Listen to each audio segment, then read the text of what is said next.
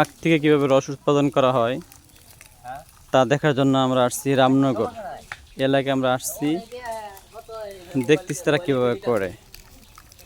আসলে এটা আমাদের এলাকায় ছিল না, তো তাই এটা নতুন নতুন অজানা বিষয় জানার জন্য আসছি। এই ভাই গরু দিয়ে এখানে ব্যবস্থা করতেছেন। এটা নাকি মেশিন দিয়ে ভাঙানো যায়, মেশিন দিয়ে বেশি ভাঙা।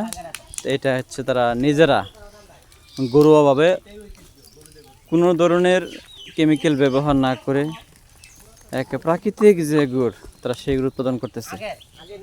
সত্যি দেখে খুব ভালো লাগতেছে, নতুন জিনিস, নতুন অভিজ্ঞতা। আমরা গুড় খাই, কিন্তু গুড়টা কীভাবে উৎপাদন করা হয় এটা কিন্তু আগে জানতাম না। আজকে বাস্তবে এসে দেখলাম এইখানে মেশিন দিয়ে রস বার করা হচ্ছে, পরে আবার এই রসকে ওখানে জাল দেওয়া হবে, জাল দিয়ে প্রসেসিং করে তারপরে সেটা আস্তে আস্তে গুড় বানিয়ে বিক্রি করা হবে।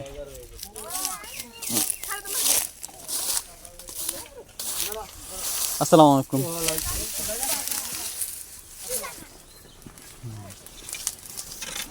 এখানে জাল দিয়ে এটাকে জমানো হবে না? ওই যে নামাইতেছে না?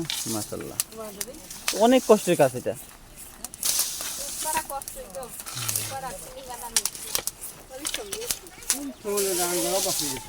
অভ্যাস হয়ে গেছে।